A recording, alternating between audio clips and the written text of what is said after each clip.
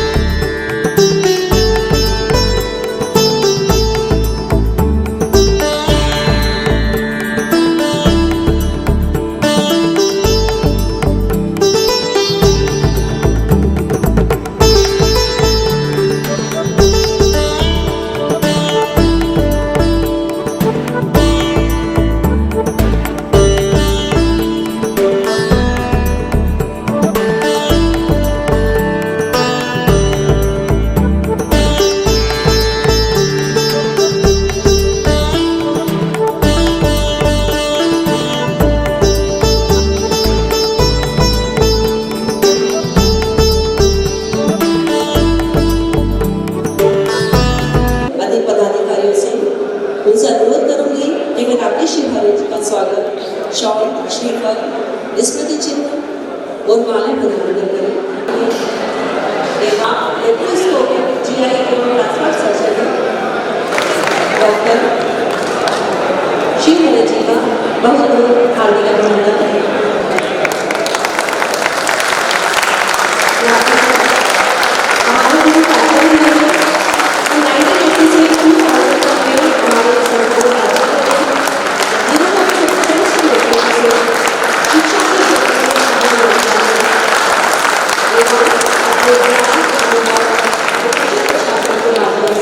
विद्यालय को उत्कृष्टता के पद पर अग्रसर किया। इन्होंने 1969 से 1970 तक Lokmanya Tilak higher secondary school Ujjain से शिक्षा ग्रहण की। उपस्थित अतिथियों का स्वागत है। आप सभी का इस परिसर में इस सभागार में स्वागत करता हूँ, अभिनंदन करता हूँ। आज बड़ा हर्ष का विषय है कि 2015 के बाद लगभग 10 वर्ष पश्चात हम पुनः इस प्रकार पूर्व छात्र सम्मेलन के निमित्त मिल रहे हैं। ये सहयोग भी कहा जाएगा कि 2005 में पूर्व सम्मेलन हुआ था, पूर्व छात्र सम्मेलन 2015 में हुआ और ऐसी कोई पूर्व योजना नहीं थी, पर 10 वर्ष पश्चात पुनः 2025 में आयोजन हो रहा है। अर्थात अगला आयोजन 21 में होगा ऐसा मानकर मत चलिए, अगला आयोजन बहुत जल्दी करेंगे, उसकी योजना भी हम सबके सामने आएगी। तो इस आयोजन में आप सबका स्वागत करता हूँ। हम जब पढ़ते थे, छात्र थे, तब शिक्षणार्थ प्रवेश और सेवार्थ गमन ये सबको लिखा हुआ देखा होगा। आज भी देखते हैं कुछ विद्यालयों में जाने पर ये एक बोल वाक्य कोटेशन सब लोग लिखा हुआ दिखता है। उसी को अपने जीवन में चरितार्थ करते हुए हम अपने अपने कार्य में संलग्न हैं। कोई व्यवसाय होगा, नौकरी करता होगा, कोई अन्य कोई खुद का बिजनेस होगा, पर जो भी जहाँ है वो इस बोल वाक्य को अपने जीवन में सार्थक करना है। अर्थात कहीं ना कहीं सेवा का कार्य करना है, जो काम करना उसमें सेवा करना है, ऐसा हम कह सकते हैं। लेकिन ये सब काम करते हुए भी हम अपनी जड़ों से जुड़े हुए हैं, जड़ों से जुड़े हुए अर्थात पूरे स्कूल से जुड़े हुए, पूरे विद्यालय से जुड़े हुए। और तभी आज हमारे एक निवेदन के आप सब यहाँ पर इतनी बड़ी संख्या में आमंत्रित हुए वो आए हो, ये बड़ा हर्ष का विषय है। हम प्रबंधन के लिए बड़ा इसमें गौरव की बात है। इस आयोजन में करने में आप में से कुछ पूर्व छात्र हमारे पास आए और यह आग्रह किया कि इस प्रकार का कार्यक्रम होना चाहिए, पूर्व छात्र सम्मेलन होना चाहिए। और फिर धीरे धीरे इसको मूर्त रूप दिया, लंबे समय तक सोचा, लेकिन ध्यान में आया कि हमारे छात्र तो जहाँ भी जाओ लोगों के छात्र मिल जाते, चाहे दिल्ली में जाओ, चाहे मुंबई में जाओ, चाहे पुणे में जाओ, कोई ना कोई कहीं के संपर्क में ऐसा आता है कि उससे पूछो कि वो उज्जैन में पढ़ता था और ये सब बातें करता हूँ, बाद में अच्छा लोटी है, लोटी तो हम भी पढ़े हुए हैं। तो ऐसे लोटी छात्र देश विदेश में बसे हुए हैं। इन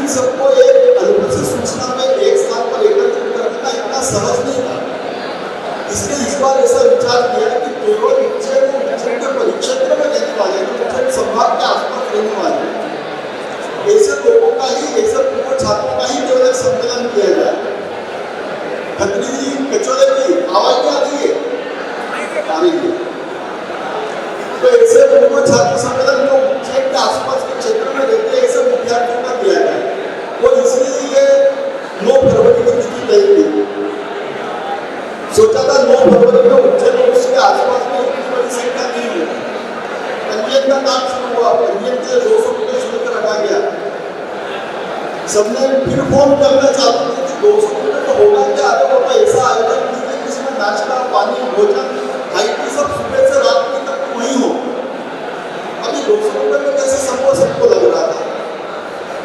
और हमने ये सोच के ही रखा था कि 200 रुपये में ये सब भी करवाना है और बहुत मस्ती के साथ आनंद लेना है। जब ये कहा तो उसमें रजिस्ट्रेशन चालू है, पहले रजिस्ट्रेशन की गति बहुत कम थी, बहुत धीमी गति से रजिस्ट्रेशन हो रहे थे। और अभी 3 दिन पहले तो 6 तारीख को रजिस्ट्रेशन बंद करना पड़े। 600 से अधिक रजिस्ट्रेशन हो गए थे और पंजीयन बंद करना पड़े। लेकिन मेरा सबसे निवेदन है, हमने अधिकाधिक संख्या में पंजीयन करवाकर इस विद्यालय में आए हैं। इस बार तो हमने बुलाया है। क्या कभी ऐसा होता है कि आपके मन में इच्छा जागृत होगी कि अपने विद्यालय में चलिए, चलना चाहिए? महीने 2 महीने में, वर्ष में एक बार, 6 महीने में एक बार। अरे हमारे बुलाने से तो आप आओगे, निश्चित आओगे, हमारे आमंत्रण का आप सम्मान करोगे। लेकिन कभी कभी अपनी मर्जी से भी, अपनी इच्छा से भी, अपने देश के लोगों को साथ में लेकर आप ना आते रहिए, आपका स्वागत है। पूर्व सूचना देने के तो प्रबंधन उस आपके आने की भी व्यवस्था कुछ करेगा। इसलिए मेरा आपसे निवेदन है, आप आते रहिए। वैसे कुछ बैच आती है, एक बैच जिसमें मैंने देखा था रविवार के दिन आया, उसमें 10-12 छात्र थे। वो कार से आया और कार की बोनट पे एक आगे की तरफ उन्होंने वो केक रखा और केक कटिंग हो रही थी। पता चला कि उस किसी एक बैच का, उसमें से किसी एक पूर्व छात्र का उस दिन बर्थडे था, जन्मदिन था। जन्मदिन मनाने होटल में डॉक्टर में हमेशा जाते हैं, पर एक बार अपने पूर्व विद्यालय में भी तो आइए, अपने स्कूल में भी तो आइए, बता के आइए तो हम भी स्वागत करेंगे, आपके बर्थडे में हम भी शामिल हो जाएंगे। इतना निवेदन था। अब हमारा उद्देश्य यही था कि इस प्रकार का कार्यक्रम करना। उस कार्यक्रम के पीछे हमारे लोटियंस तो अच्छे पोस्ट पे पूरे देश भर में है, लेकिन कुछ लोटी के छात्र लोटियंस ऐसे भी है जो साधारण कोई परचून की दुकान चलाता हो, किराने की दुकान चलाता हो, कोई छोटी सी कोई अपनी उसका बिजनेस चलाता हो, सेल्समैनशिप चलाता हो। तो ऐसे सारे सभी धनाढ्य उस बेच के साधन ऐसे सभी शिक्षार्थियों को आपस में मिलाना, वो एक दूसरे के सुख दुख में इतने वर्षों बाद भी शामिल हो, जिसको जहाँ जैसी आवश्यकता है उसकी आवश्यकता वो पूर्ण करे। जहाँ प्रबंधन की आवश्यकता हो तो प्रबंधन को भी सूचित करें, तो हम उनकी भी मदद करेंगे, करते ही है। तो इन सब इस प्रकार के सभी छात्रों को एक साथ एक मंच पर लाना हो, तो मंच तो कौन सा हो सकता है? किसी होटल का मंच नहीं हो सकता है, किसी गार्डन का मंच नहीं हो सकता, तो अपने विद्यालय का ही मंच हो। वो किसी छुट्टी का दिन सबके लिए सुविधाजनक ऐसा नहीं हो सकता, उस दिन सब एकत्रित हो, ऐसा हम सबका विचार था। इसलिए इस प्रकार का कार्यक्रम किया। इस कार्यक्रम में जब जहाँ विद्यार्थी एकत्रित हुए, वहाँ पूर्व शिक्षक भी एकत्रित होना चाहिए। इसलिए आपने ही उस समय के जो पूर्व शिक्षक जो उज्जैन के आसपास रहते हैं, उन सबको भी बुलाने का प्रयत्न किया है। ऐसे पूर्व शिक्षक यहाँ आमंत्रित है, उन सबका भी मैं स्वागत करता हूँ, अभिनंदन करता हूँ। हमारे पास आप ही पूर्व छात्रों में से जिन शिक्षकों के नंबर उपलब्ध हुए, उस समय मोबाइल नहीं हुआ करते थे जिस समय आप शिक्षक प्राप्त करते थे, लेकिन अलग अलग सबसे नंबर प्राप्त करके आज जो भी जहाँ रहता है उनको बुलाने का प्रयत्न किया है। कई पूर्व शिक्षक हमारे बीच में उपस्थित हुए हैं। सभी को हम बुला पाए ऐसा भी आवश्यक नहीं है, हम सभी के पास पहुँच नहीं पाए। उसके लिए उनका कुछ संपर्क नंबर हमारे पास नहीं था, उनसे कैसे संपर्क बनाया जाए काफ़ी प्रयत्न किए, लेकिन फिर भी जिन लोगों को हम बुलाने से वंचित रह गए, उन सबको इस मंच के माध्यम से, इस माइक के माध्यम से मैं क्षमा प्रार्थी हूँ। उन सबको और अगले कार्यक्रम में अवश्य बुलाएंगे। आपको कोई ध्यान में आता हो कि आपके ऐसे शिक्षक जो उज्जैन के आसपास रहते हो, सहजता से ऐसे कार्यक्रम में आ सकते हो, तो मुझे बाद में उनके नंबर जरूर नोट करवा दीजिए। ऐसे सभी शिक्षक आज हमारे बीच में उपस्थित है, उनका मैं स्वागत करता हूँ। मंच के माध्यम से एक विषय जो आज इस कार्यक्रम के सापेक्ष है वो भी मैं बताना चाहूँगा। थोड़ा सा विषय से हटके हो सकता है पर 2 मिनट में अपनी बात रखूंगा कि समाज में धर्म का पालन करने वाले कई लोग हैं। धर्म का पालन मतलब क्या है? रोज मंदिर जाना, पूजा पाठ करना, आरती करना, दीप लगाना, माला जपना, पोथी पढ़ना, ये सब यदि धर्म है आप मानते हो तो मेरा ख्याल से आप गलत मानते हो। धर्म क्या है? एक संक्षिप्त एक पंक्ति का श्लोक है, देश नागरिको धर्म स्वदेशीयम सदा समाजे समभावश्च कुटुंबे प्रकृते तथा। अर्थात समाज में नागरिक कर्तव्य, मेरा नागरिक कर्तव्य क्या है? स्वतः भाव, स्वभाषा, स्वभूषा, ये सब हमारे में है क्या? सामाजिक समरसता है, सामाजिक विषमता को हम नहीं मानते और समरसता को मानते हो तो आगे बढ़ते हैं। कुटुंब व्यवस्था हमारे आसपास दिखती है क्या? हमारे परिवार में दिखती है क्या? और पर्यावरण के प्रति हम कितने जागरूक हैं? ये 5 बातें हैं। पंचलक्षण इसको कहा गया है। नागरिक कर्तव्य, स्वतः भाव, सामाजिक समरसता, कुटुंब पर्यावरण और कुटुंब व्यवस्था, कुटुंब प्रबोधन और पर्यावरण। इस पूरे कार्यक्रम को भी पर्यावरण के प्रति भाव जागरण की दृष्टि से पॉलीथीन से मुक्त रखा है। कहीं भी आपको ये भी कागज है, ये तो आपके गले में लगा हुआ, ये भी कागज है, प्लास्टिक नहीं है, ये डोरी है, ये भी कपड़े की है।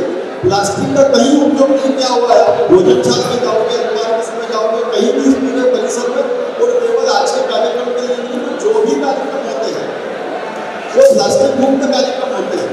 पर्यावरण की दृष्टि से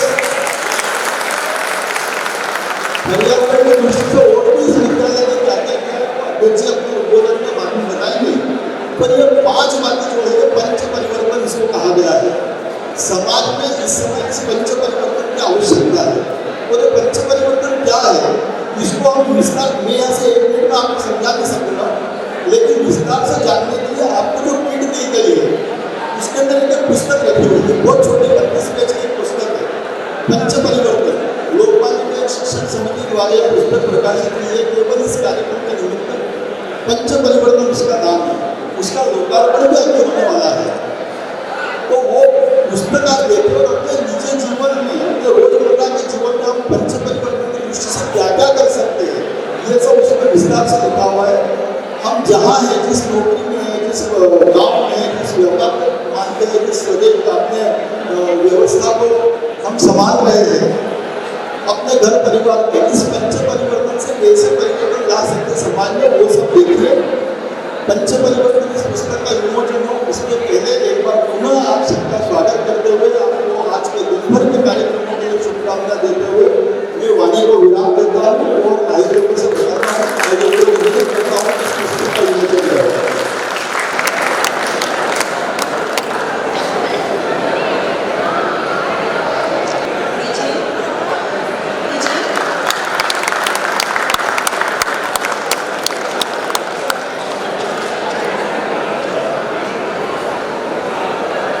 अनुशासन और हमारी गुणवत्तापूर्ण शिक्षा अर्थात शिक्षा में विद्या अर्जित करके यहाँ से गए।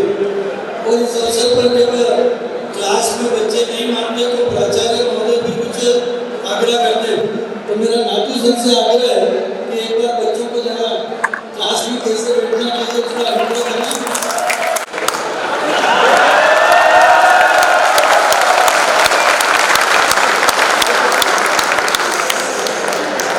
अब मैं माननीय शोभा खन्ना जी को मंच पर आमंत्रित करती हूँ, वे अपने उद्बोधन से हमें लाभान्वित करें।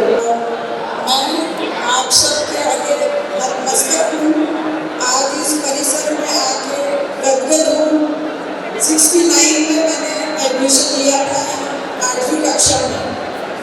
मुझे वो दिन याद है। हमें ऐसा नहीं लगता था कि हम किसी विद्यालय में हैं। एक परिवार था।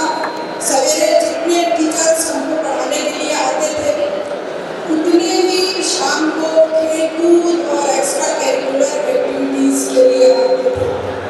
उन शिक्षकों के लिए मैं क्या कहूँ, शिक्षक आदरणीय नागू सर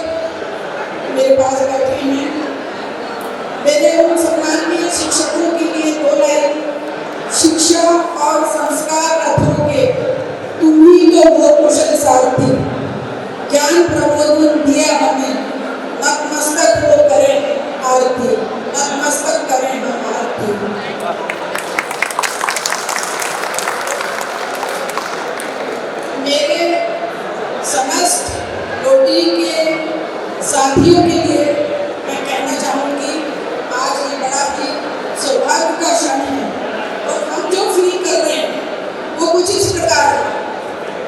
पंछी पहुँचे आज नींद तक, पंछी पहुँचे आज नींद तक, करने को विश्राम, विस्तार हुआ इस गुरुकुल का, जैसे चारों धाम, जैसे चारों धाम। खुशी हूँ कि मैं इस स्कूल की विद्यार्थी हूँ। जो कुछ भी मैं बन पाई, जो कुछ भी मैंने जीवन में किया, वो सब मैं मानती हूँ कि सिर्फ और सिर्फ इस स्कूल, उनके शिक्षकों, यहाँ के वातावरण और यहाँ की शिक्षा और संस्कार के कारण है। बहुत बहुत धन्यवाद। जय हिंद, जय भारत। धन्यवाद मैडम। अब मैं हमारे प्रिय अतिथि डॉक्टर राकेश शिवहरे जी को आमंत्रित करना चाहूँगी। वे अपने उद्बोधन से हमें लाभान्वित करें।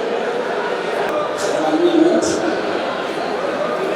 पूजनीय गुरुजन, गुरु बहन, मेरे सीनियर सहपाठी, जूनियर, आज मैं जो कुछ भी हूँ इसी स्कूल की देन हूँ। यहाँ पे मेरे गुरुजनों का पूरा सहयोग था और कुछ समाज सेवी भी थे जिन्होंने मुझे काफ़ी सहयोग किया। उसमें सामने डॉक्टर विजय गर्ग साहब बैठे हुए हैं। विजय गर्ग सर के जो फादर थे वो यहाँ पे पोर स्टूडेंट्स के लिए डोनेशन दिया करते थे और उसी डोनेशन से मेरी पूरी शिक्षा हुई है। 1983 में 6ठी क्लास में मेरा यहाँ एडमिशन हुआ था। मकोड़िया सरकारी स्कूल में 5वीं बोर्ड हुआ करती थी। उस समय बोर्ड में मेरे 90% नंबर थे। मेरे पिताजी को वहाँ के प्रिंसिपल ने बुलाया और ये कहा कि इस बच्चे को किसी अच्छे स्कूल में एडमिशन करा दीजिए। तो अच्छा स्कूल एक ही था, लोधी स्कूल। लोधी स्कूल में उस समय जो प्रिंसिपल थे वो मुद्रे सर हुआ करते थे। मुद्रे सर के कहा, पिताजी आए, बोले कि बच्चे का एडमिशन कराना है। उस समय फीस हुआ करती थी 50 रुपये महीना पर स्टूडेंट। पिताजी की तनख्वाह थी 150 रुपये। अब 150 रुपये में 50 रुपये फीस चली जाएगी तो घर का क्या होगा आप समझ सकते हैं। पिताजी हीरामीर में क्लर्क हुआ और हिंदी मीडियम से आया हुआ बालक अंग्रेजी मीडियम में जब सीधे प्रवेश किया तो यूनिट टेस्ट हुआ करते थे। अब यूनिट टेस्ट में बायोलॉजी में 0, साइंस में 0, क्योंकि भाई ABCD जिसको ना आए वो अंग्रेजी में लिखेगा। तो उस समय जब पिताजी ने नंबर देखे तो घर पे जाके बताई कि भाई 0 ले, 50 रुपये के स्कूल में पढ़ रहे और 0 तो फिर कैसे काम चलेगा। तो एक मैडम हुआ करती थी भाले मैडम, तो भाले मैडम के घर पर ट्यूशन के लिए भेजा गया तो फिर 50 रुपये, 50 और 50 100 चले गए तो 50 में घर कैसे चलेगा। तो भाले मैडम की घर की पहली मंजिल पे घर था, सीढ़ी चढ़ते से ही सेल की डेफिनेशन याद हो गई, वो भी अंग्रेजी में। तो वहाँ से शुरुआत हुई। जो है 6th क्लास में मेहनत करते हुए स्कूल में 10th रैंक आई, 7वीं क्लास में 4th रैंक आई, 8th क्लास मेरिट में विजय डिवीजन में 15वीं रैंक आई और स्कूल में 3री रैंक आई। और 10th क्लास में विजय डिवीजन में पहली रैंक आई तो नाथू सर ने 11वीं 12वीं की पूरी फीस माफ करवा दी और लाइब्रेरी के 11 कार्ड इशू हुए कि आप लाइब्रेरी से कोई सी भी किताब ले सकते हैं। और जो 500 रुपये विजय गर्ग सर के पिताजी देते थे वो 500 रुपये नाथू सर के मैंने पूरे मुझे मिल गए। तो सर वो 500 रुपये को हमने 0 बढ़ा के 5000 रुपये 5 स्टूडेंट्स को हर साल ला के स्कॉलरशिप देते। अब इतना ही नहीं, जो पुराने शिक्षक थे, तिवारी सर थे, तिवारी सर दोनों इंग्लिश वाले थे और फिजिक्स वाले थे, उन्होंने कभी फीस नहीं ली तो उनका नाम हमेशा याद रहे, इसलिए हर बार हर साल टीचरों के नाम से हम मेडल डिस्ट्रीब्यूट करते हैं।